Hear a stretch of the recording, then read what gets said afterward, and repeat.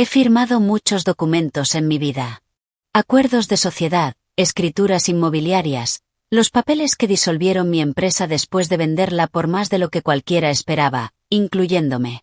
Cada firma fue una pequeña ceremonia, un punto al final de una frase que escribí yo misma. Hoy no es diferente, o eso creo. La oficina del notario está en el distrito histórico, ese tipo de edificio que todavía tiene placas de bronce junto a la puerta y paneles de madera que huelen ligeramente a pulidor de limón y papel antiguo. Llego a las 10 de la mañana en punto, ni un minuto antes, ni un minuto después. Dejé de llegar temprano a las citas hace décadas. Llegar temprano es para personas que necesitan causar una buena impresión. Yo no. Mi nombre es Dorothy Sinclair.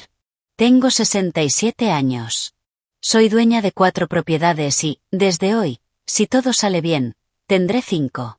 La mansión en Laurel Grove Gardens ha estado en el mercado durante 8 meses. Los vendedores bajaron el precio 2 veces. Yo esperé ambas veces, que es toda mi estrategia de negociación. Paciencia disfrazada de indiferencia. La pluma dorada que uso para firmar documentos importantes fue un regalo que me hice a mí misma el día que cerré mi primer trato de 7 cifras. La llevo siempre en el bolsillo interior de mi blazer. Algunas mujeres llevan amuletos de la suerte. Yo llevo pruebas.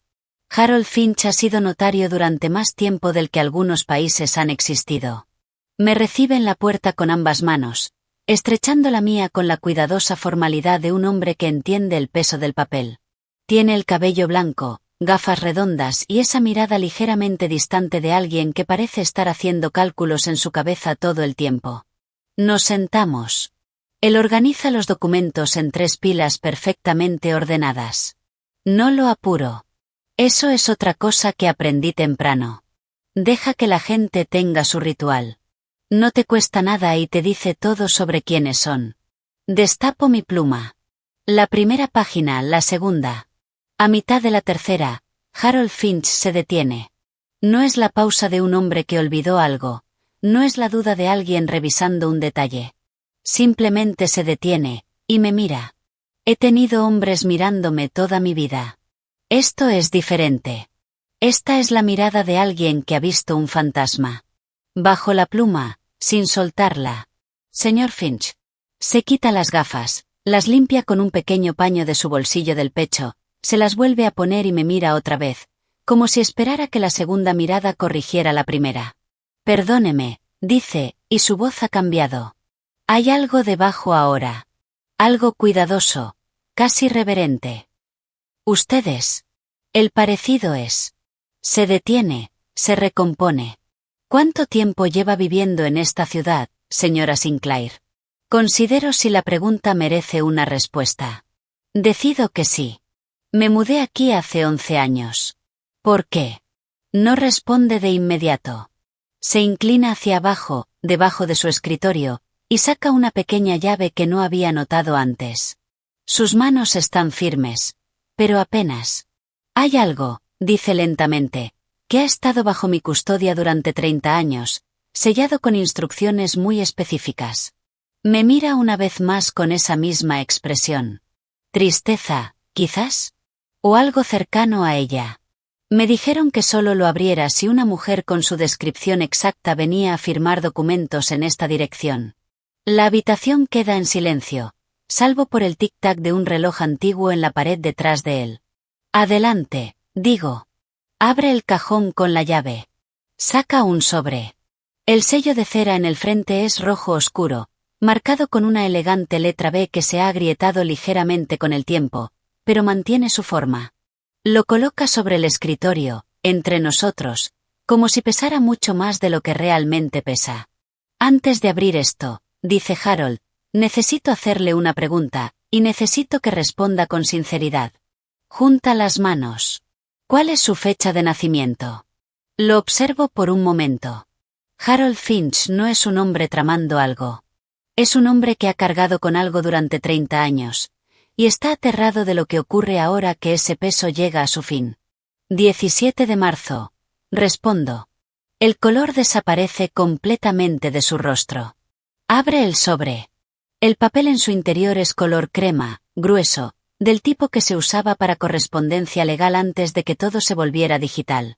Lo despliega con ambas manos, lee, y vuelve a leer. Luego levanta la mirada. Sus ojos están completamente inmóviles. La mujer que dejó esto, dice en voz baja, se llamaba Virginia Beaumont Lowe. Hace una pausa, como si ese nombre tuviera que significar algo para mí. Falleció en 1995. Dejó una herencia, la mayor parte reclamada por su familia extendida. Otra pausa.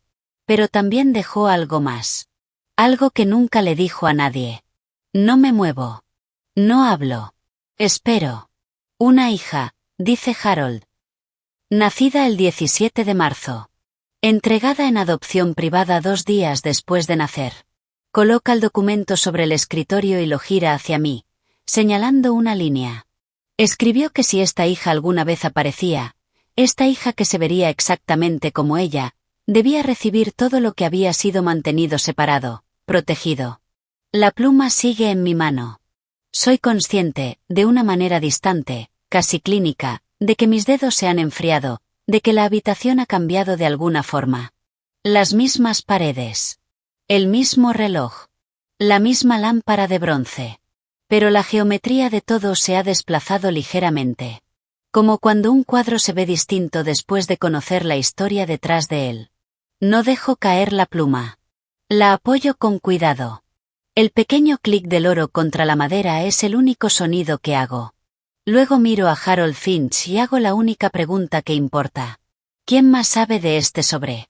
Harold Finch responde como responden los hombres honestos a las preguntas incómodas, despacio, con evidente resistencia. Nadie, dice. Ese era el punto.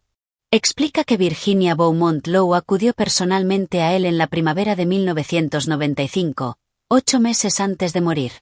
Vino sola, sin abogado, sin testigos.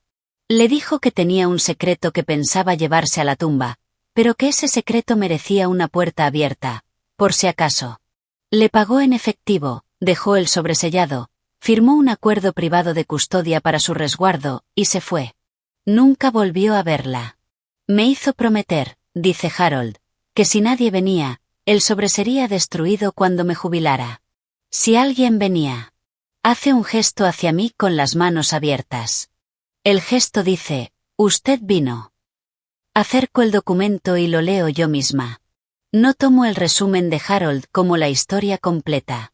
Nunca tomo el resumen de nadie como la historia completa.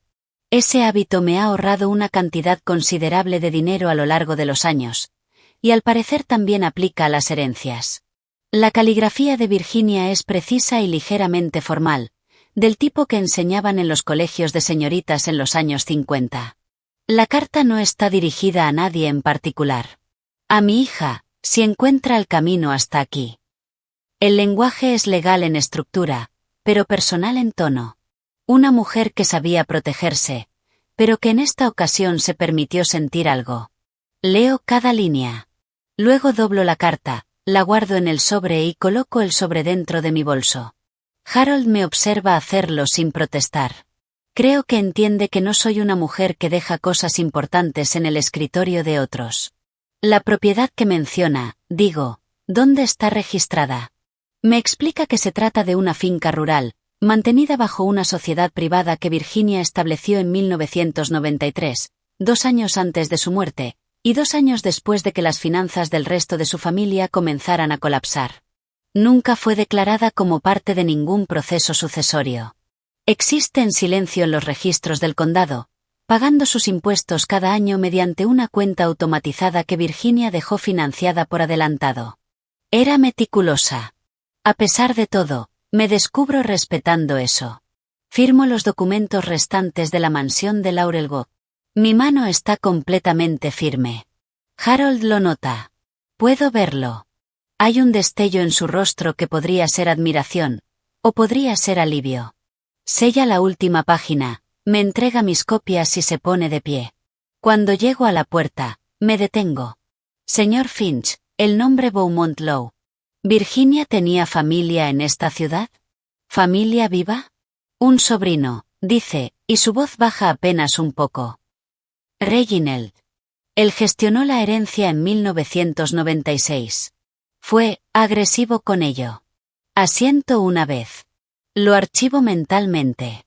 Gracias, digo, por cumplir su promesa. Salgo a la luz de la mañana. Conduzco yo misma hasta casa. Siempre conduzco yo misma. Es una de esas pequeñas decisiones en las que me he mantenido firme durante una vida que fácilmente podría haber devorado mi independencia por completo. En el auto no pongo música. Pienso. Ordeno los hechos tal como los conozco. Una mujer llamada Virginia Beaumont Lowe murió en 1995, tenía una hija a la que dio en adopción al nacer y de la que no le dijo nada a nadie, esa hija nació un 17 de marzo. Yo nací un 17 de marzo. Fui adoptada de forma privada a través de un abogado familiar, con 2 días de vida. Mis padres adoptivos me lo contaron cuando tenía 12 años, con calma y con mucho amor, como si fuera simplemente otro dato sobre mí, como el color de mis ojos o mi facilidad para el cálculo mental. Nunca supieron el nombre de mi madre biológica, la adopción había sido organizada para ser anónima, sellada, permanente. Hice preguntas en la adolescencia, como hacen todos los adolescentes, y luego seguí adelante, como hacen los adultos. Construí mi vida con los materiales que tenía. No pasé décadas buscando una historia de origen. Ya tenía una. O eso creía. En casa, me cambio el blazer. Preparo café como corresponde, en la prensa francesa, como lo hago cada tarde desde 1987. Saco el sobre de mi bolso y lo dejo sobre la isla de la cocina. Luego abro mi laptop. No soy una mujer impulsiva, no tomo decisiones sin información, y no entro en pánico antes de entender la forma de un problema. En lugar de entrar en pánico, investigo. Virginia Beaumont Lowe. El nombre arroja resultados de inmediato. Resulta ser una figura reconocible en la historia social de esta ciudad. Filántropa, mecenas de las artes, miembro del directorio de 3 fundaciones benéficas.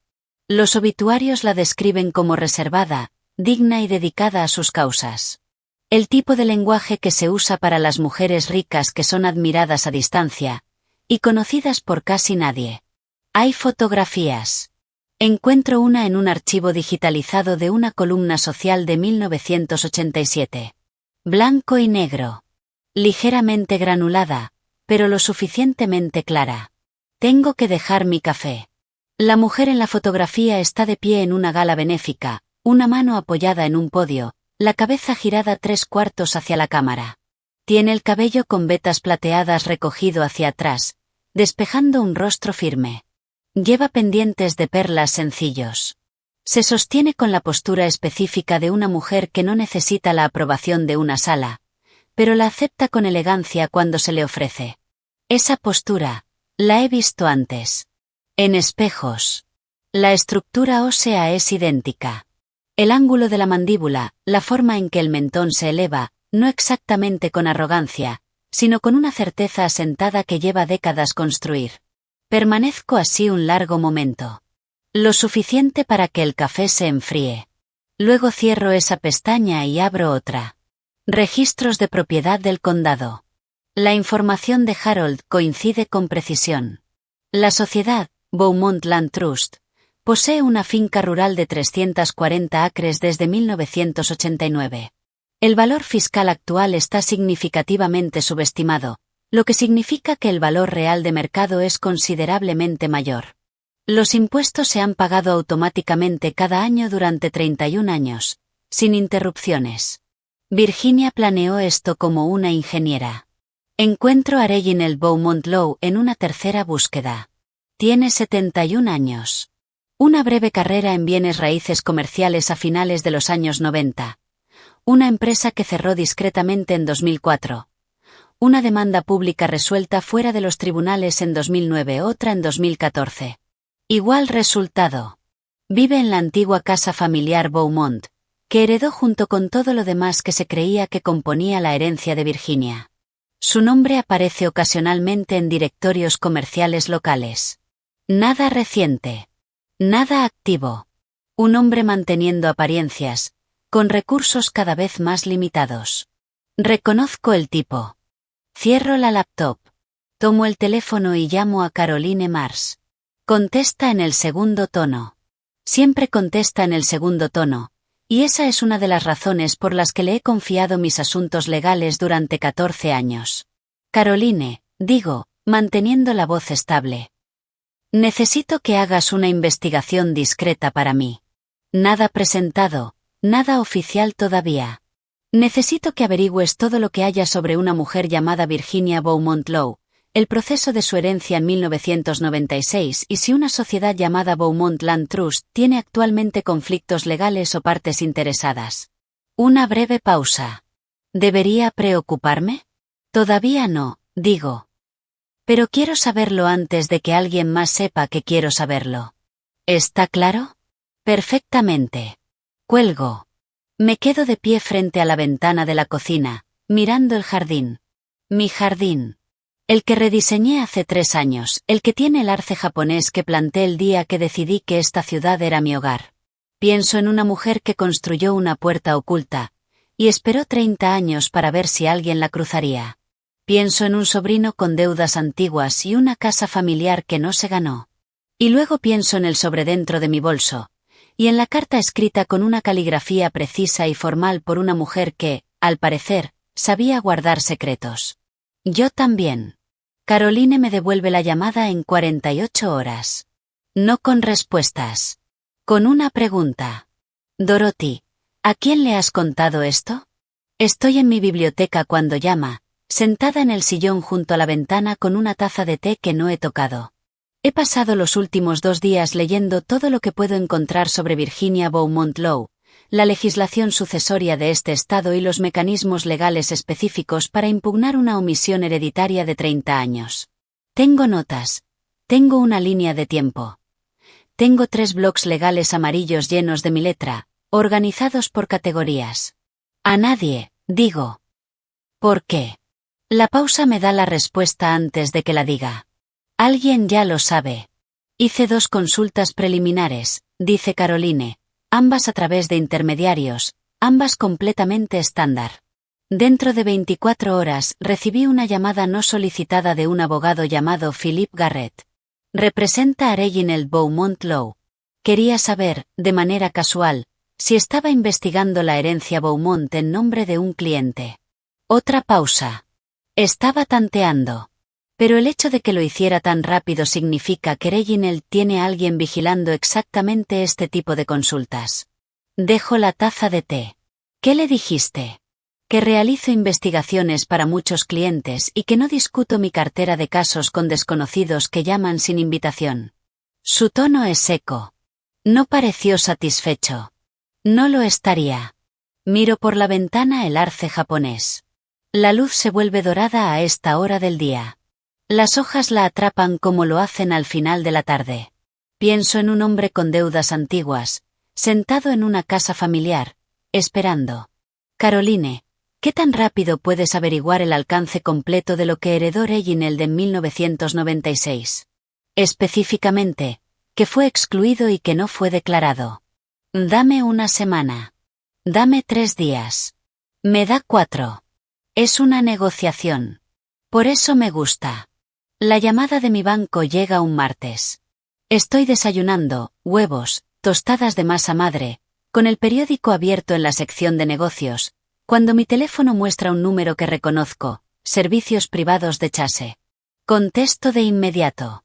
Señora Sinclair, habla David Reeves, oficial senior de seguridad de su grupo de cuentas. Disculpe la llamada tan temprano. Hay algo que debemos informarle. Adelante. Ayer por la tarde, una persona contactó a nuestro departamento legal afirmando representar sus intereses patrimoniales. Solicitaron acceso a un resumen de sus cuentas principales, sus estructuras fiduciarias y sus propiedades actuales. Afirmaron que actuaban en su nombre, bajo un poder notarial. Hace una pausa medida. No tenemos registrado ningún poder notarial a favor de terceros. El protocolo estándar es rechazar la solicitud y notificar, ¿qué es lo que estamos haciendo? Los huevos se enfrían frente a mí. No los miro. ¿Quién hizo la solicitud? La persona se identificó como asistente legal de un bufete especializado en herencias. Garrett and Associates. Garrett. Philip Garrett. El abogado de Reginald. Moviéndose en 4 días desde la primera consulta de Caroline. Señor Reeves, digo, manteniendo la voz firme. Quiero que registre formalmente en mi cuenta que no he autorizado a ningún tercero a acceder a ninguna información sobre mis finanzas. A nadie. Por supuesto. También quiero añadir un requisito de confirmación verbal para cualquier solicitud futura. Nada se procesa sin una llamada directa conmigo. Podemos hacerlo sin problema. Y quiero que actualicen todos mis protocolos de seguridad. Sí, todos. Hoy. Tomo mi pluma y escribo el nombre David Reeves en mi blog legal. Y señor Reeves, quiero un resumen por escrito de la solicitud de ayer enviado a mi correo en menos de 1 hora.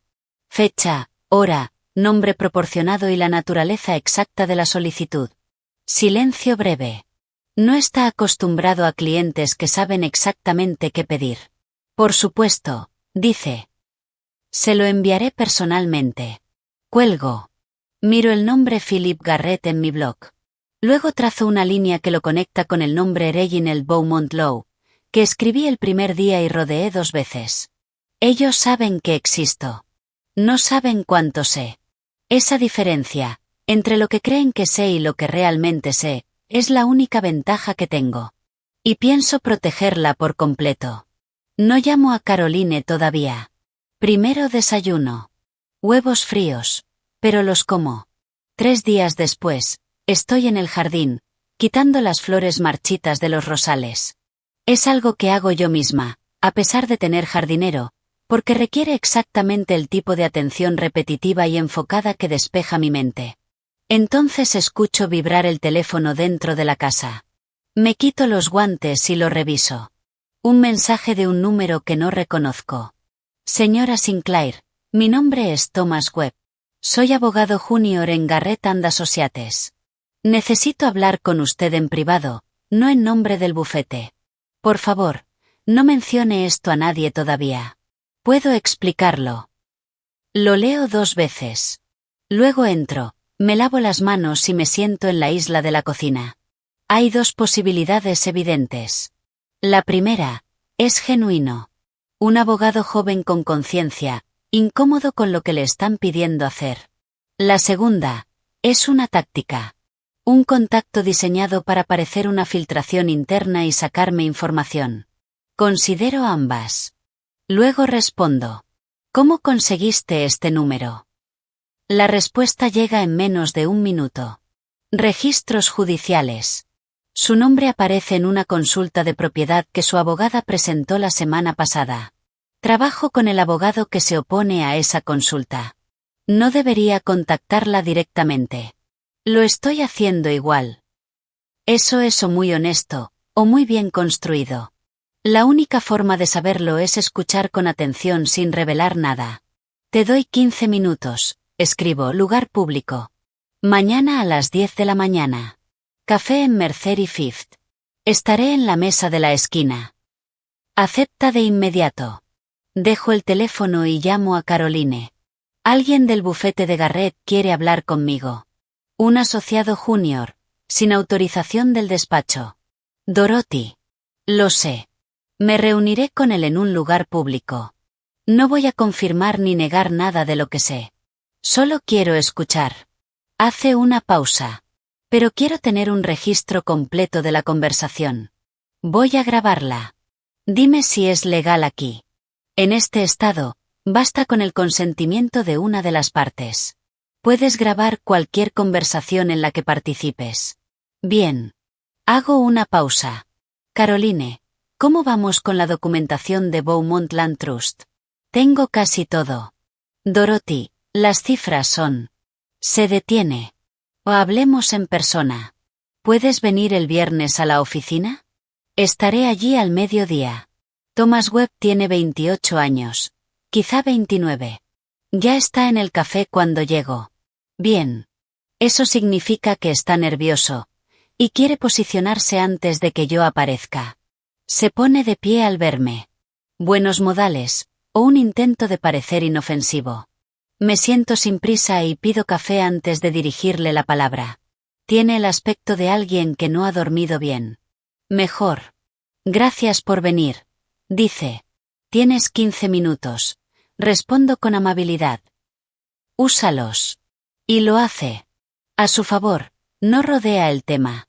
Va directo al centro, lo cual respeto, aunque no le doy nada a cambio. Reginald Beaumont Lowe, dice Thomas, sabe desde hace aproximadamente 6 semanas que era probable que apareciera alguien como hija biológica de Virginia. No sabe cómo, pero al parecer Reginald tenía un contacto en la oficina de registros del condado que detectó actividad inusual relacionada con Beaumont Land Trust. Cuando el intermediario de Caroline hizo la primera consulta, confirmó lo que Reginald ya sospechaba. Ha estado preparando una impugnación legal incluso antes de que usted firmara esos documentos, dice Thomas. Sostiene la taza de café con ambas manos. El señor Garrett ya ha redactado una petición para disolver el Beaumont Land Trust, alegando que las instrucciones originales de Virginia carecen de validez legal después de 30 años. También están preparando una impugnación paralela, cuestionando si cualquier heredera biológica puede ser verificada sin un testigo vivo. Lo observo hablar. No tomo notas. La grabadora está funcionando en el bolsillo de mi chaqueta, y aprendí hace tiempo que escribir durante una conversación cambia lo que la gente dice. ¿Por qué me estás contando esto? Pregunto. Thomas mira su café. Porque lo que están planeando no es normal. Es agresivo de una manera que va más allá del derecho sucesorio habitual. El señor Garrett me pidió que ayudara a redactar un informe de perfil la semana pasada. Investigación sobre usted. Levanta la mirada. Señora Sinclair, las preguntas que me están pidiendo responder no son legales. Son personales. Buscan cualquier cosa que pueda hacerla parecer inestable, poco confiable o fácil de presionar. Sostengo su mirada. ¿Y encontraste algo? Pausa. No. Porque no hay nada, o porque dejaste de buscar. Tiene la decencia de no apartar la mirada. Ambas cosas. Tomo un sorbo de café. Afuera, un camión de reparto pasa frente a la ventana. Una mujer camina con un perro pequeño. La maquinaria cotidiana de un martes por la mañana, completamente indiferente a la conversación que ocurre dentro. Thomas, digo, voy a hacerte una pregunta directa, y quiero una respuesta directa. Asiente. ¿Reginald Beaumont Lowe tiene problemas financieros? Algo cruza su rostro. No puedo comentar sobre un cliente. No estás aquí en calidad profesional, digo con suavidad. Lo dijiste tú mismo. Silencio largo. La casa familiar tiene una segunda hipoteca, dice finalmente. Registrada hace 18 meses. Y hay un embargo sobre la propiedad. Una disputa con un contratista por una reforma que nunca se pagó. Asiento. Lo archivo. Dejo que el silencio se asiente un momento. Ha sido útil, digo. Me levanto. Dejo 20 sobre la mesa para el café. No le diré a tu bufete que me contactaste.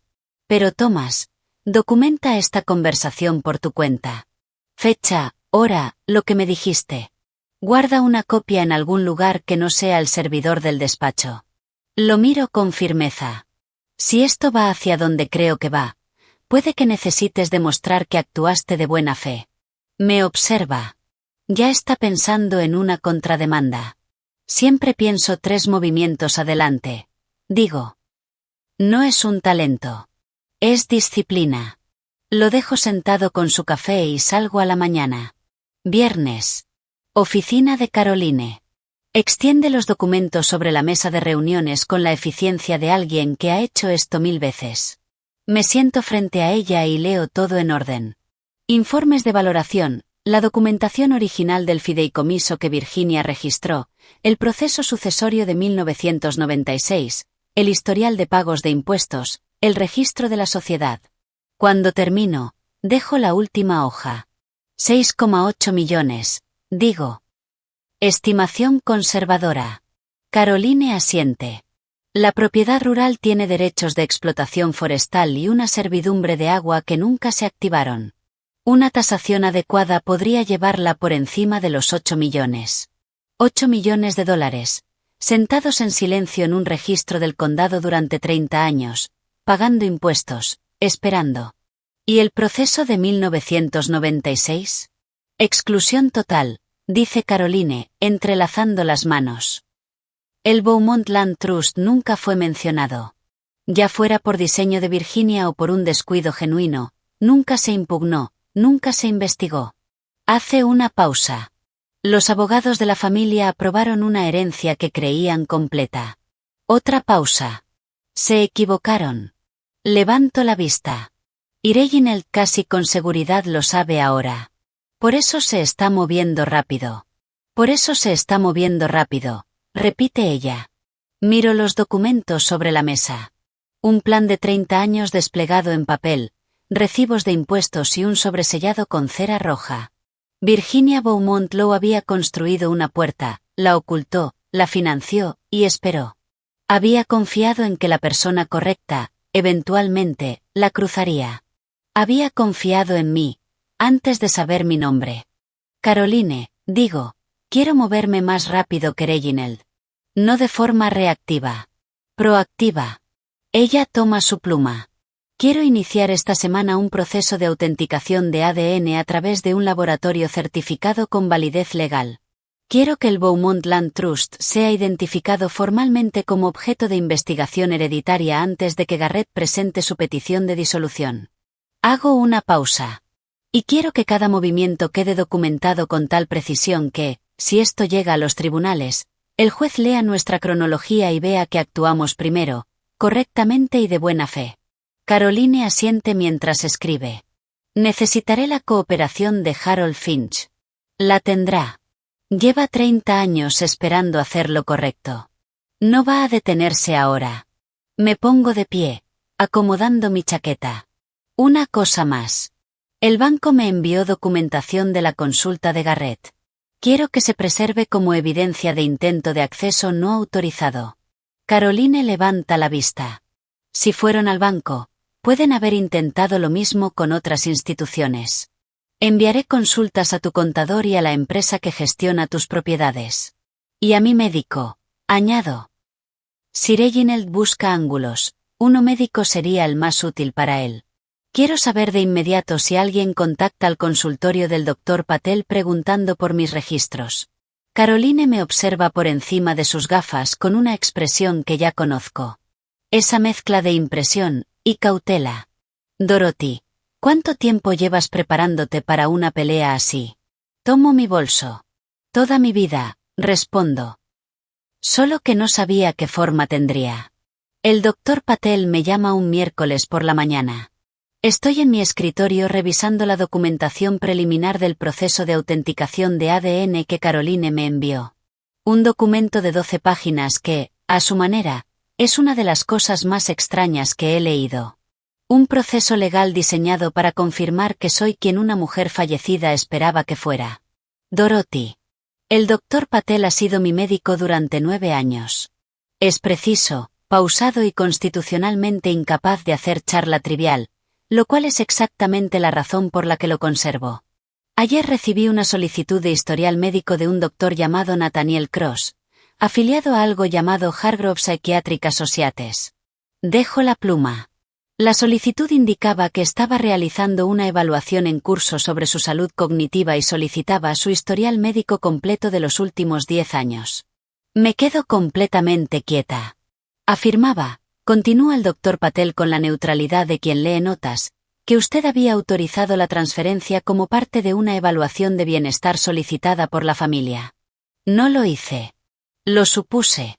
La solicitud tenía varias irregularidades.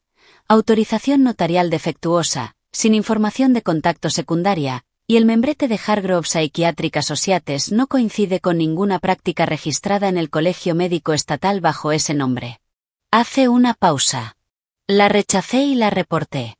Pero, Dorothy, alguien está intentando construir un relato médico sobre usted. Esto no fue una consulta rutinaria. Le agradezco. Le pido un informe por escrito, fecha, hora, datos de contacto utilizados y el lenguaje exacto de la solicitud. Me dice que lo tendré en menos de 1 hora. Cuelgo. Permanezco inmóvil unos segundos. Una evaluación psiquiátrica. Esa es la jugada. Reginald no solo está impugnando la herencia por vía legal. Está construyendo un caso paralelo para cuestionar mi capacidad mental. Establecer un patrón de confusión. Encontrar un psiquiatra dispuesto, presentar una impugnación de competencia junto con la solicitud de disolución. 2 líneas avanzando al mismo tiempo. Si una falla, la otra continúa. No es una estrategia torpe, pero requiere algo fundamental. Evidencia de deterioro cognitivo. Y yo he pasado 67 años generando exactamente lo contrario. Llamo a Caroline antes de terminar de pensar. Caroline llega esa misma tarde a mi casa con su investigador. Se llama Robert Callahan. Tiene 53 años, exunidad de delitos financieros, ahora en práctica privada. Tiene el rostro de un hombre que ha escuchado todas las versiones de todas las historias, y se reserva el juicio en todas ellas. Me cae bien de inmediato. Nos sentamos en la mesa del comedor. Extiendo todo lo que tengo. La documentación del banco sobre el intento de acceso de Garrett, el informe del Dr. Patel sobre la solicitud fraudulenta, la conversación con Thomas Webb, transcrita por la asistente legal de Caroline esa misma tarde y mis blogs legales con cronologías y notas. Robert lee sin hablar. Pasa las páginas con la eficiencia cuidadosa de alguien acostumbrado a documentos importantes. Cuando termina, levanta la vista. Están jugando a 2 bandas, dice. Eso pensé. La impugnación de la herencia es la línea principal. Esa tiene base legal, aunque sea débil. Golpea suavemente la mesa con un dedo. El ángulo de la competencia mental es la presión. Lo usan para frenarte, generar dudas, obligarte a ponerte a la defensiva, demostrando tu propia cordura en lugar de avanzar por la herencia. Asiento. Estoy prestando atención. Eso ya lo veo. Mira a Caroline, luego vuelve a mí. ¿Qué quiere que investigue? La situación financiera de Reginald. Completa. ¿Qué debe? ¿A quién y con qué urgencia? Hago una pausa. El embargo que mencionó Thomas Webb es un comienzo, pero quiero toda la estructura. Entrelazo las manos. También quiero saber sobre el Dr. Nathaniel Cross y Hargrove Psychiatric Associates.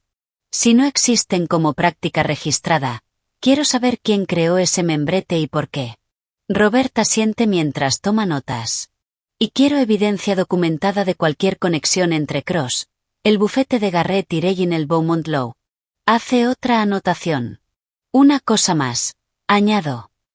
Quiero saber si Garrett ha presentado algo, cualquier petición, moción preliminar, lo que sea, en los últimos 30 días.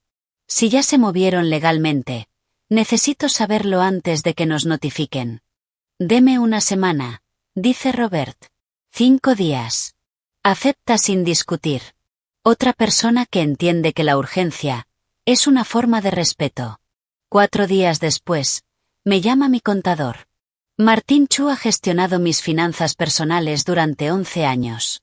Es metódico, conservador y profundamente alérgico a las sorpresas, lo que lo hace excelente en su trabajo y, a veces, agotador en cenas. Dorothy, hay algo que necesito comentarle.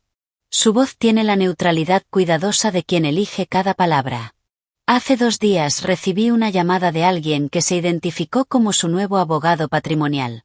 Dijo que usted había tenido algunos cambios de salud recientes y que lo había designado para realizar una revisión completa de sus activos. Cierro los ojos un instante. Martín, ¿cómo se llama mi abogada? Caroline Mars. ¿Eso ha cambiado? Claramente no. Hace una pausa. Le dije que no tenía constancia de ningún cambio en su representación y que necesitaría autorización directa suya antes de hablar con nadie sobre sus cuentas. Otra pausa. Insistió.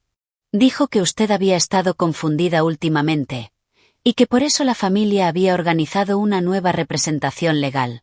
Silencio. Dorothy, llevo 11 años trabajando con usted. Usted no se ha confundido ni una sola vez. Abro los ojos. ¿Qué nombre dio? Philip Garrett. Ni siquiera un intermediario. Esta vez, Garrett en persona, llamando directamente, ejerciendo presión con su propio nombre. Eso significa una de 2 cosas. O está perdiendo la paciencia, o está ganando confianza. Ninguna de las 2 es una opción cómoda. Martín, necesito lo mismo que le pedí al doctor Patel y al banco. Un informe por escrito de la llamada, fecha, hora, el lenguaje exacto utilizado, todo. Hago una pausa. Y añade un protocolo de confirmación verbal a mis cuentas. Nada, ni un solo documento. Sale de tu oficina sin una llamada directa conmigo. No con alguien que diga representarme. Conmigo. Ya está hecho, dice en voz baja. Lo configuré esta mañana. Le agradezco y cuelgo. Luego añado su informe al archivo creciente sobre mi escritorio. El que, página a página, se está convirtiendo en un registro impecable de acoso coordinado. 3 instituciones en 10 días. Banco. Médico. Contador.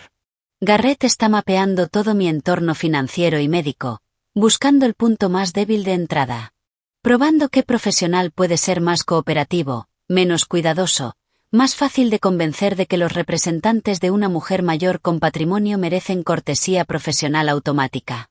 Lo que no sabe, lo que ninguno de ellos sabe, es que cada intento ha sido documentado. Cada llamada. Cada solicitud. Cada nombre utilizado. Ellos están construyendo un caso contra mí. Yo estoy construyendo un caso contra ellos. La diferencia es que el mío es real. Robert Callahan vuelve el 5.º día, tal como acordamos. Llega a casa a las 7 de la tarde. He preparado café. Lo rechaza. Eso me dice que quiere ir directo al punto. Abre una carpeta y la coloca sobre la mesa entre nosotros con la deliberación silenciosa de alguien que sabe exactamente lo que contiene. Reginald Beaumont Law, empieza. Situación financiera actual. Se aclara la voz. La casa familiar tiene una segunda hipoteca de $380.000, tomada hace 18 meses, sobre una propiedad valorada en $620.000. Hay un embargo de un contratista por $47.000, por una reforma impaga, registrado hace 14 meses. Pasa la página. Además, encontré 3 sentencias civiles en los últimos 6 años. 2 acreedores, un antiguo socio. Ninguna resuelta. Desliza un resumen impreso hacia mí. Lo leo mientras continúa. Deuda total documentada. Aproximadamente $640.000. Hace una pausa. Y eso es frente a activos que, si usted logra reclamar el Beaumont Land Trust, perderían valor relativo de forma significativa, porque la casa familiar era el principal activo que Reginald creía controlar por completo. Levanto la vista. Necesita ganar. Necesita ganar, confirma Robert. Y eso lo vuelve peligroso de una manera muy específica. Se inclina ligeramente. Una persona desesperada asume riesgos que alguien solvente no asumiría. Asiento. El Dr. Cross. La expresión de Robert cambia por primera vez. Nathaniel Cross es una persona real. Psiquiatra licenciado, práctica independiente. Hace otra pausa. Pero Hargrove Psychiatric Associates no existe. Es un nombre ficticio, no registrado. Saca otra hoja. En 2018 y 2021, Cross testificó como perito en 2 casos de tutela distintos. Ambos involucraban personas mayores con patrimonios significativos. Levanta la mirada. En ambos casos, los familiares obtuvieron el control financiero. Silencio. ¿Y quién lo contrató en esos casos? Pregunto, aunque ya conozco la forma de la respuesta. Garrett and Associates, dice. En ambos. Me recuesto en la silla. Miro el techo un instante. No por sorpresa, sino por esa sensación específica de cuando una imagen termina de encajar. El banco, la solicitud médica falsa, la llamada al contador, las deudas de Reginald, del historial de Cross. Todo alineándose en una sola imagen coherente. Han hecho esto antes. No conmigo específicamente. Pero este método existe. Se ha usado. Y ha funcionado. Robert, digo, necesito todo esto en un informe documentado, con fuentes, registros públicos, expedientes legales, registros de licencias, todo lo que pueda verificarse de forma independiente. Ya está hecho, responde. Saca un documento encuadernado de la carpeta. 12 páginas, con separadores e índice. Lo tomo. ¿Algo más? Duda. Es la primera vez que lo veo dudar. Una cosa más. Hice vigilancia sobre la residencia de Reginald durante 3 días. Coloca 3 fotografías sobre la mesa. Este hombre lo visitó 2 veces. Señala la imagen. Un hombre de unos 50 años, corpulento, con un maletín. Verifiqué la matrícula. Es Cross. Levanto la vista. Se están reuniendo en persona, en casa de Reginald, antes de que exista cualquier proceso legal formal. Hace una pausa. Eso no es cómo funcionan las evaluaciones psiquiátricas legítimas. No, digo, no lo es. Miro las fotos. Un hombre con un maletín entrando en una casa sostenida por deudas y herencia familiar. Reuniéndose con un psiquiatra que ya participó en casos exactamente como el mío. Ambos vinculados al mismo abogado que está intentando acceder a mis cuentas. Esto es conspiración para cometer fraude. Digo. No es una pregunta. Como mínimo, responde Robert. Su abogada podrá precisar los cargos exactos, pero el patrón documentado, el uso de una entidad ficticia, los casos anteriores, las reuniones previas al litigio. Niega levemente con la cabeza. Esto va más allá del derecho sucesorio agresivo. Recojo las fotografías, el informe, el resumen financiero. Los añado a mi archivo, junto con la documentación del banco, el informe del Dr. Patel, el registro de Martín y la transcripción de Thomas Webb. El archivo ya tiene casi 5 centímetros de grosor. Lo construí en 10 días. Ellos llevan meses. Esa asimetría me satisface. A la mañana siguiente llamo a Caroline. Tengo el informe de Robert. Digo.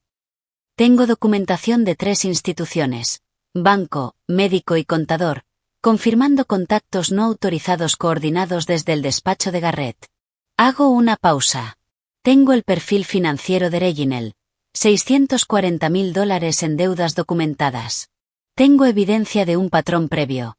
Cross testificó en 2 casos de tutela, ambos organizados por Garrett, ambos dirigidos a personas mayores con patrimonio. Otra pausa. Y tengo fotografías de Cross reuniéndose con Reginald en su residencia antes de que se haya iniciado cualquier procedimiento legal. Silencio largo. Dorothy, dice Caroline con cuidado.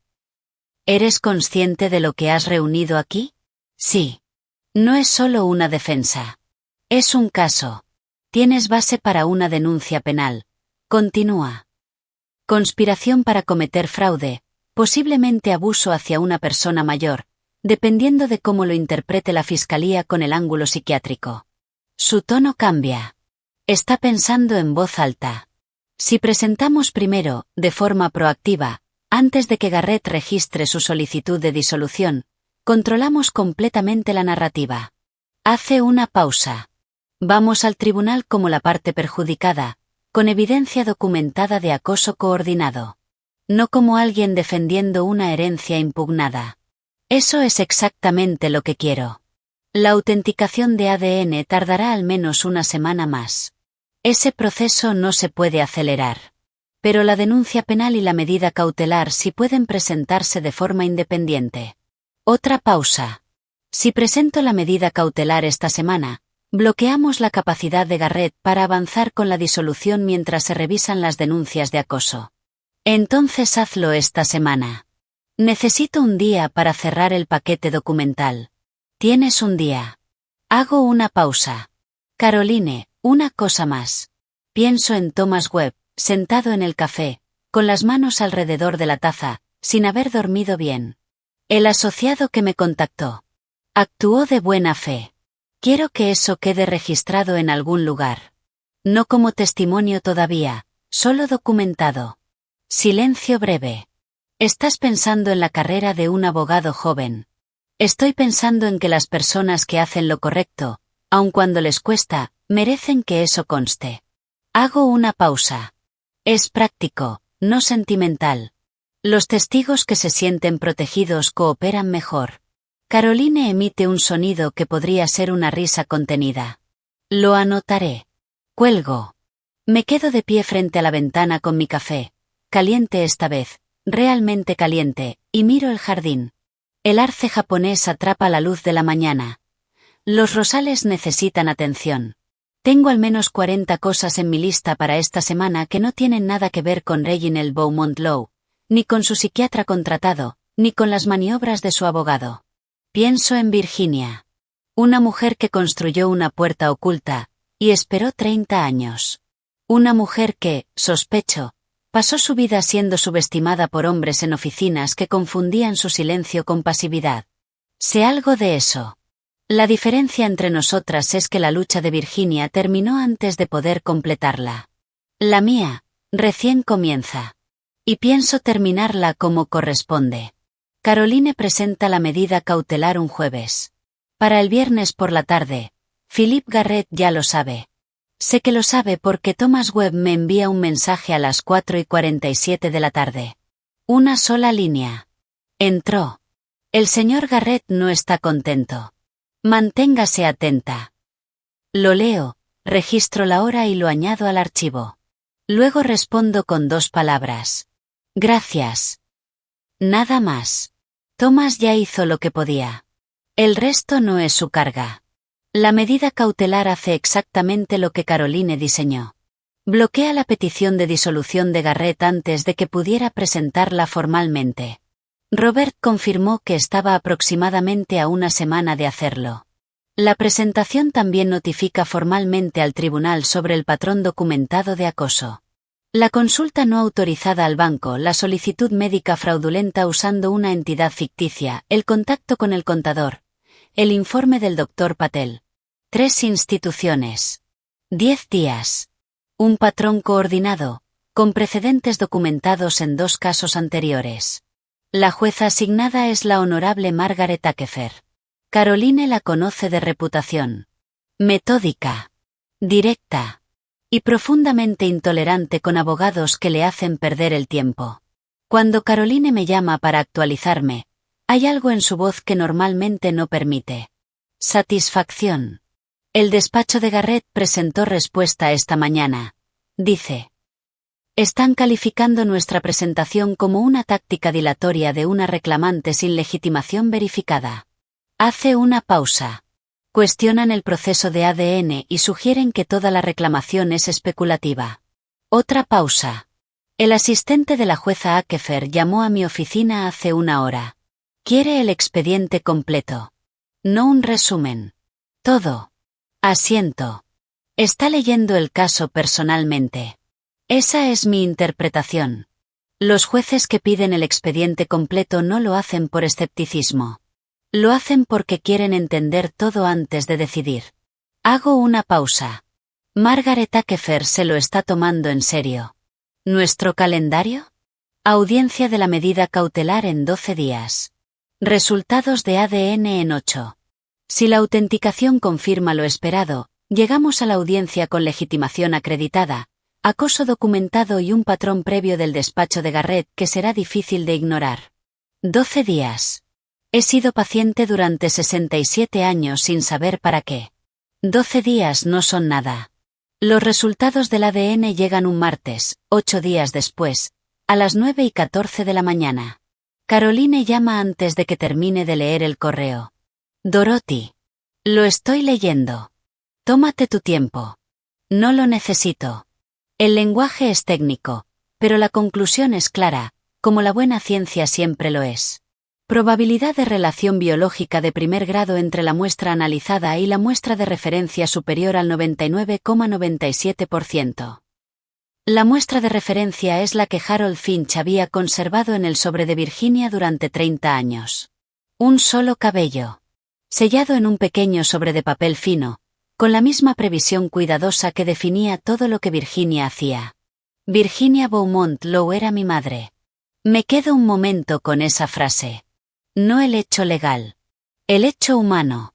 Una mujer que nunca conocí, cuyo rostro encontré en un archivo antiguo, que se sostenía con una postura que reconocí en el espejo, que construyó un mecanismo de 30 años basado en esperanza, impuestos pagados, cera sellada, y la palabra de un notario honesto. Era mi madre. No lloro. No es así como proceso las cosas. En su lugar, me levanto, camino hasta la ventana y me quedo ahí, mirando el arce japonés. La luz hace algo particular con las hojas esta mañana. La observo más de lo habitual. Luego vuelvo al escritorio.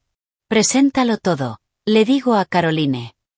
Resultados de ADN, expediente completo, informe de Robert, todos los registros institucionales. Hago una pausa. Quiero que la jueza Akefer tenga la imagen completa antes de la audiencia. Estará en su despacho antes de que termine el día. Responde. ¿Cómo estás? Enfocada, digo, y es verdad. Hablamos mañana. La audiencia es un miércoles por la mañana. La sala es más pequeña de lo que esperaba. Es una audiencia procesal, no un juicio. No hay jurado, no hay espectáculo, solo el estrado de la jueza, 2 mesas de abogados y ese silencio particular de los lugares donde ocurren cosas oficiales. Me siento junto a Caroline. Al otro lado, Philippe Garrett organiza sus papeles con la calma estudiada de un hombre acostumbrado a aparentar control. Es mayor de lo que imaginaba a mediados de los 60, cabello plateado, un traje bien cortado, usado por alguien que lleva décadas vistiéndolo. Me mira una vez.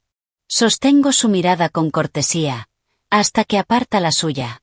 Detrás de él está Ray en el Beaumont Law. Es la primera vez que lo veo en persona.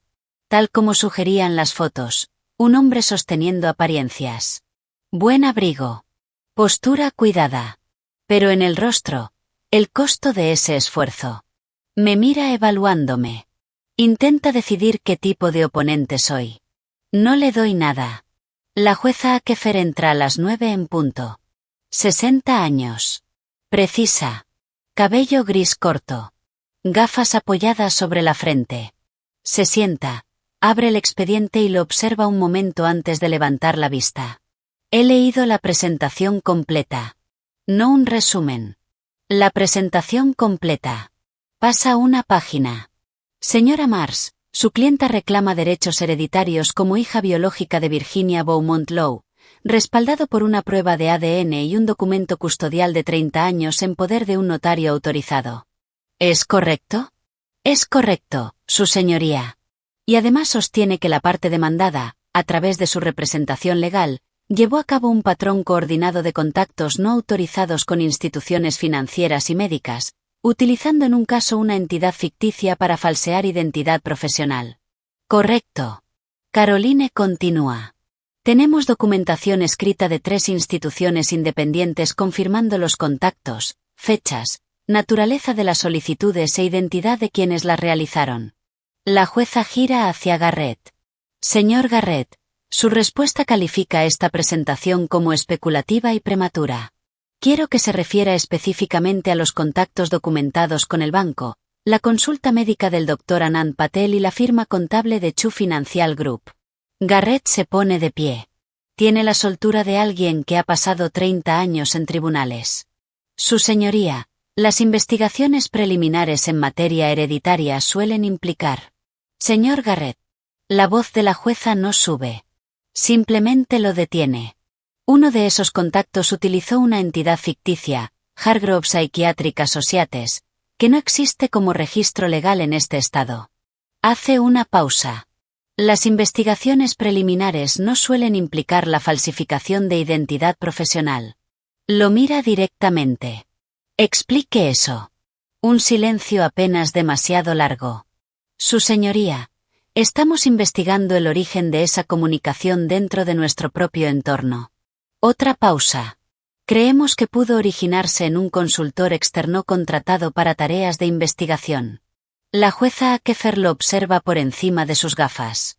Luego baja la mirada al expediente. La demandante también ha presentado documentación que vincula al Dr. Nathaniel Cross, identificado como consultor contratado por su firma, con 2 procesos de tutela anteriores en los que su despacho actuó como representación legal y en los que el Dr. Cross prestó testimonio. Ambos procedimientos involucraban a personas mayores con patrimonios significativos. Pasa una página. También tengo ante mi documentación fotográfica del Dr. Cross reuniéndose con el demandado en su residencia privada antes de que existiera cualquier procedimiento legal formal. Levanta la vista. Señor Garrett, voy a ser clara con usted. Lo que estoy leyendo aquí no es una disputa sucesoria. Hace una pausa. Es un patrón documentado. La sala queda en completo silencio. Su señoría, yo. No he terminado. Cierra el expediente con un sonido que no es fuerte, pero sí absolutamente definitivo. Se concede la medida cautelar. Otra pausa. La solicitud de disolución del Beaumont Land Trust, si y cuando sea presentada formalmente, quedará suspendida hasta que se complete la revisión de las alegaciones de conducta expuestas en este expediente. Pasa la mirada de nuevo por los documentos. Además, remito la documentación relacionada con Hargrove Psychiatric Associates y los antecedentes del Dr. Cross al Comité de Ética del Colegio de Abogados para revisión independiente. Hace una última pausa. Señora Mars, quiero un cronograma propuesto para la resolución completa de la herencia sobre mi escritorio en 10 días. Sí, su señoría. Se levanta la sesión. Se pone de pie. Todos nos ponemos de pie. La sala se reorganiza con la eficiencia práctica de un proceso que ha llegado a su conclusión. No miro a Garrett. No miro a Reginald. Miro a Caroline. Está escribiendo en su blog legal con la concentración precisa que utiliza cuando intenta no mostrar lo que siente. Pero en la presión ligeramente más firme de su trazo, puedo leerlo.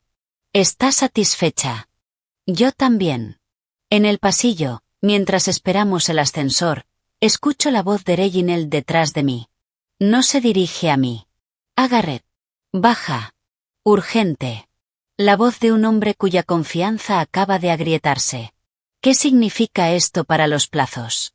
Aquí no, responde Garrett con brusquedad. Se abren las puertas del ascensor.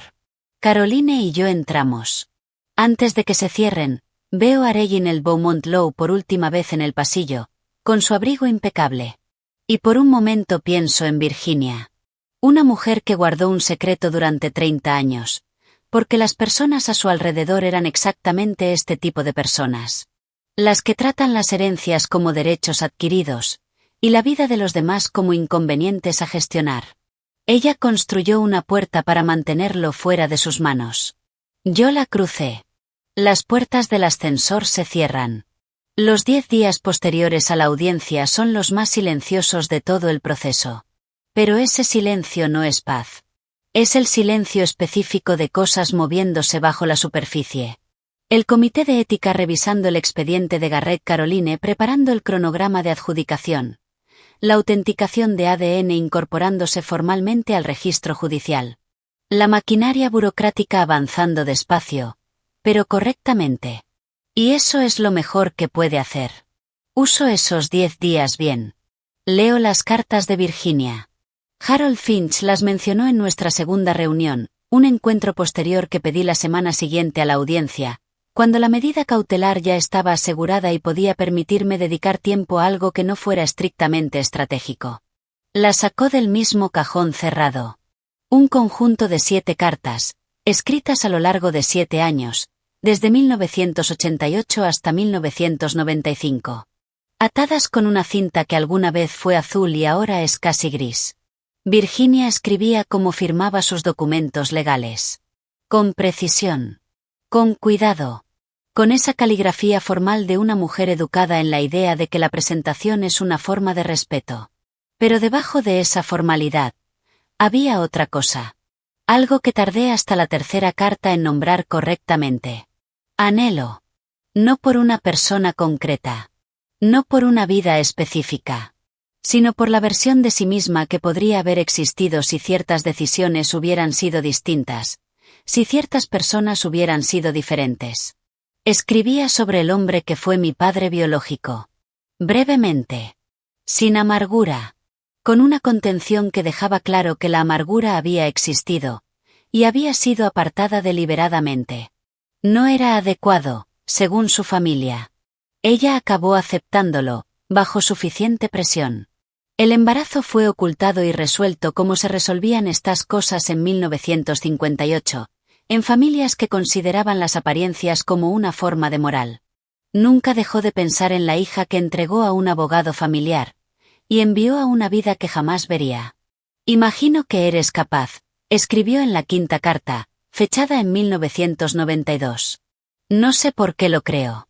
Tal vez porque yo lo soy, y aquello que haya pasado de mí a ti, lo que haya viajado a través de sangre y hueso hacia otra vida, espero que haya sido eso. La parte que perdura. Leo esa frase 3 veces.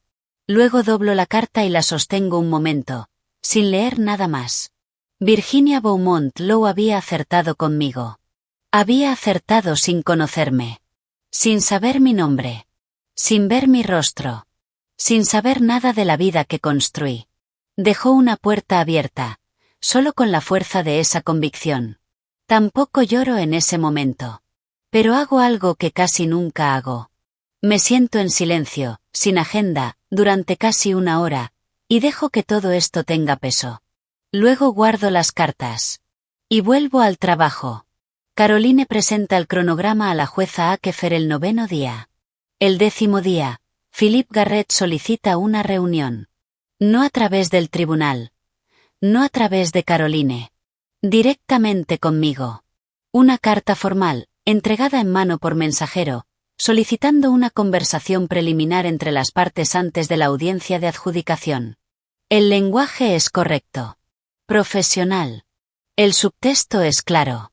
Quiere negociar. Leo la carta una vez, la dejo sobre la mesa y llamo a Caroline. Garrett quiere hablar. Lo sé. Recibí la misma carta. ¿Qué opinas? Ha comparecido voluntariamente ante el comité de ética 2 veces. Eso significa que sus asesores le están diciendo que coopere y parezca transparente. Hace una pausa. Aún no hay resolución formal, pero el caso está activo. Otra pausa. Mientras tanto, los acreedores de Reginald están observando todo esto. Si la adjudicación falla a tu favor, y con el ADN y el testimonio de Harold, casi seguro que lo hará, el Land Trust pasa a ti, y Reginald pierde toda su ventaja. Silencio breve. Lo sabe. Entonces Garrett está intentando construir una salida que no termine con su cliente enfrentando un fallo por fraude, ni él mismo enfrentando una sanción ética. Esa sería mi lectura. Pienso. No con prisa. Nunca con prisa. Le doy vueltas desde todos los ángulos antes de decidir. Programa la reunión. ¿Condiciones? En tu oficina. Ambas partes. Ambos equipos legales. Sin acuerdos previos. Sin marcos definidos. Hago una pausa. Quiero escucharlo proponer, sin haber aceptado nada. Dorothy, quiero ajustar tus expectativas. No hace falta. Probablemente ofrecerá un acuerdo. Una parte del valor del Land Trust, renuncia total a reclamaciones y confidencialidad. Sé lo que va a ofrecer. Hago una pausa. Quiero escucharlo decirlo. Fija la reunión para 2 días después. Garrett llega con Reginald y 2 abogados.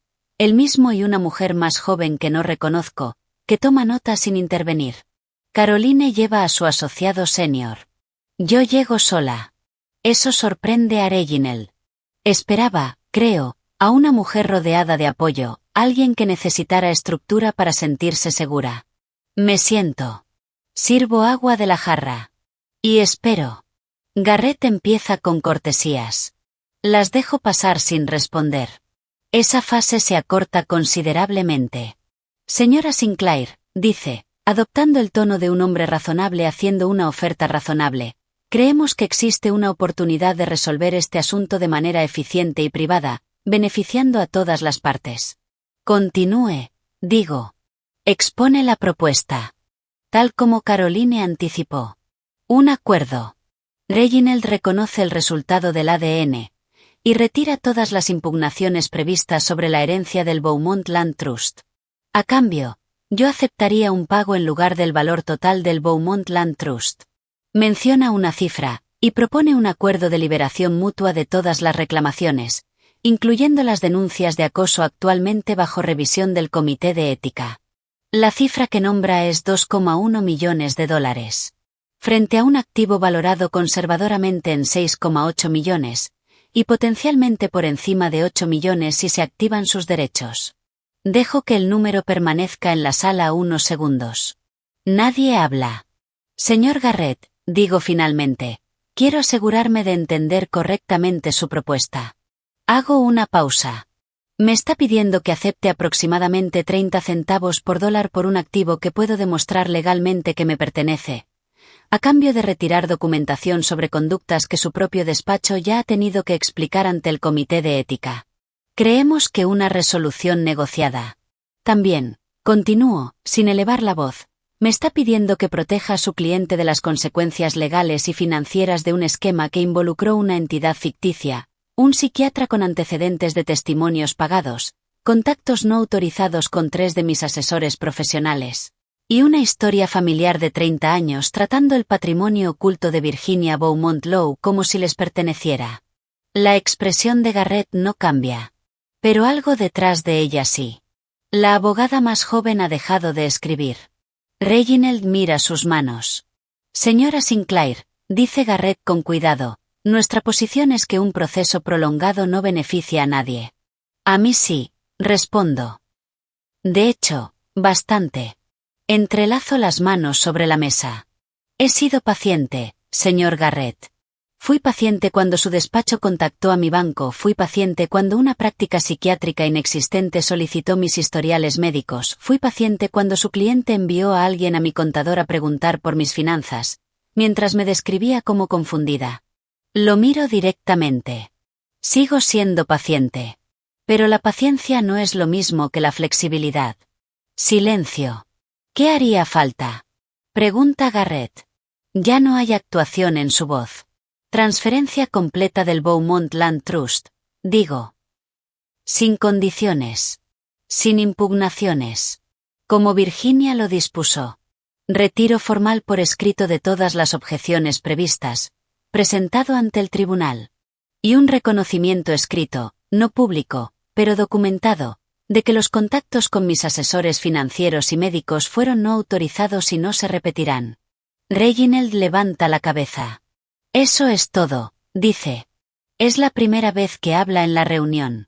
Su voz es más vieja de lo que esperaba. Está pidiendo todo, y no nos da nada. Lo miro directamente. Sin dureza. Pero sin dejar espacio. Señor Beaumont Lowe, lo que usted heredó en 1996 le fue otorgado mediante un proceso que excluyó aquello que Virginia decidió mantener separado. Hago una pausa. Ha vivido de esos activos durante 30 años. No le estoy pidiendo que devuelva lo que recibió. Otra pausa. Le estoy pidiendo que deje de intentar quedarse con lo que no le corresponde. Silencio. Virginia trabajó durante décadas para construir algo que sobreviviera a quienes la subestimaron. Lo logró. Lo sostengo con la mirada. Lo mínimo que puede hacer es reconocerlo. La sala queda en silencio durante un largo momento. Reginald me mira como las personas miran algo que comprenden demasiado tarde. No es culpa. No es arrepentimiento. Es algo más preciso. La expresión de alguien que, por primera vez, entiende completamente lo que intentó hacer. Garrett se inclina hacia él y le susurra algo que no alcanzo a oír. Reginald escucha. Luego mira la mesa. Necesitamos hasta mañana por la mañana, dice Garrett. Tienen hasta las 9. Respondo. Me pongo de pie. Abotono mi chaqueta. Tomo mi bolso. Buenas tardes, señores. Llaman a las 8:47 de la mañana. Aceptan. La firma formal se realiza 4 días después, en el tribunal de la jueza Akefer. Caroline insistió en supervisión judicial. La jueza aceptó. No es un proceso dramático. Documentos presentados, revisados, firmados. Harold Finch está presente como testigo. Caroline lo invitó.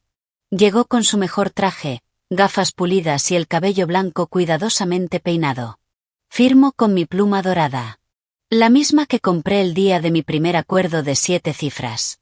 La que ha sido testigo silencioso de los momentos importantes. Cuando todo termina, Harold se queda a mi lado en el pasillo mientras Caroline habla con el secretario del tribunal. Se ve más pequeño junto a mí. Levemente encorvado. Con la quietud particular de alguien que ha cargado algo durante mucho tiempo, y por fin ha podido soltarlo. Le habría alegrado mucho, dice. No estaría orgullosa. Alegre. La palabra es más precisa. Más personal. ¿La conocía bien? Pregunto. Lo suficiente. Mira el suelo. Luego a mí. Era una mujer reservada. Pero solía decir. Hace una pausa. Que lo mejor que puedes hacer por alguien a quien amas es construirle algo que siga en pie cuando ya no estés. Miro hacia la ventana al final del pasillo. La luz de la mañana entra a través del vidrio antiguo. Cálida. Imperfecta. Lo construyó bien, digo. Harold sonríe. Usted también. Esa misma tarde conduzco hasta la propiedad. Sola. Es la primera vez que la veo en persona. Ya la había hecho tasar, documentar, fotografiar desde todos los ángulos por el equipo de Robert. La había revisado en planos y registros. Pero no había estado allí. Había estado esperando, sin decirlo en voz alta, el momento adecuado. El trayecto dura 40 minutos. La carretera se estrecha a medida que avanzo. Autopista. Camino rural. Finalmente, un sendero privado. Robles antiguos a ambos lados, sus copas cerrándose sobre mí, filtrando la luz de la tarde en tonos ámbar, inmóviles. La casa es de piedra. 3 plantas. Escalinata amplia. Ventanas altas que miran hacia hectáreas abiertas hasta una línea de árboles en la distancia. Una casa construida para durar, que ha demostrado su propósito simplemente sobreviviendo. Un cuidador la ha mantenido como parte del fideicomiso original. No está abandonada. Los jardines están crecidos, pero de una forma casi intencional. Como si la naturaleza hubiera estado, lentamente, proponiendo su propia versión del diseño. Aparco al final del camino. Salgo. El aire es distinto aquí. Más silencioso. No solo por la ausencia de tráfico. Por la presencia de algo. Espacio. Árboles antiguos. El silencio específico de la tierra que no ha sido apresurada. Me detengo al pie de la escalinata y miro la casa. 67 años. Una vida construida completamente con lo que tenía. Y tenía buenos materiales.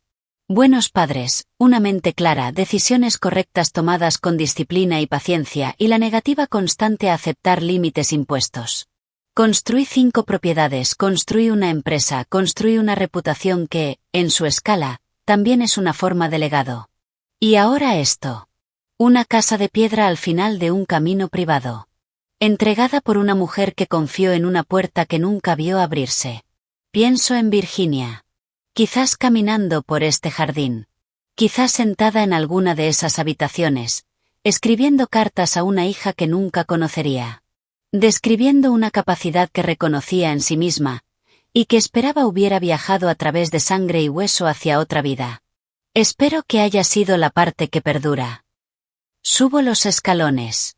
La puerta principal está abierta. Caroline lo organizó. La empujo. Entro. El vestíbulo es amplio. Suelo de piedra. Una escalera que se curva hacia el segundo piso. Muebles cubiertos con telas blancas. Formas extrañas y familiares a la vez. La luz de la tarde entra en rectángulos largos sobre el suelo. Huele a madera antigua, aire frío, y algo floral que no logro identificar. Me quedo allí un momento largo. Sin analizar. Sin planear. Solo estando. Como se está en un lugar que requiere ser entendido lentamente. Luego camino hasta la ventana al fondo del pasillo. Miro la tierra. 340 acres extendiéndose hasta la línea de árboles. Las sombras largas del sol cayendo sobre ellas. Mía. Legalmente. Completamente. Sin condiciones. La última frase de Virginia, escrita en impuestos pagados, cera roja, y la palabra de un hombre honesto. He firmado muchos documentos en mi vida. Acuerdos. Escrituras. Disoluciones. Cada uno, el punto final de una frase que escribí yo misma. Pero los documentos que firmé esta mañana en el tribunal de la jueza Akefer. Este es distinto. Este no es el final de una frase. Es el comienzo de una. Y por primera vez en mucho tiempo.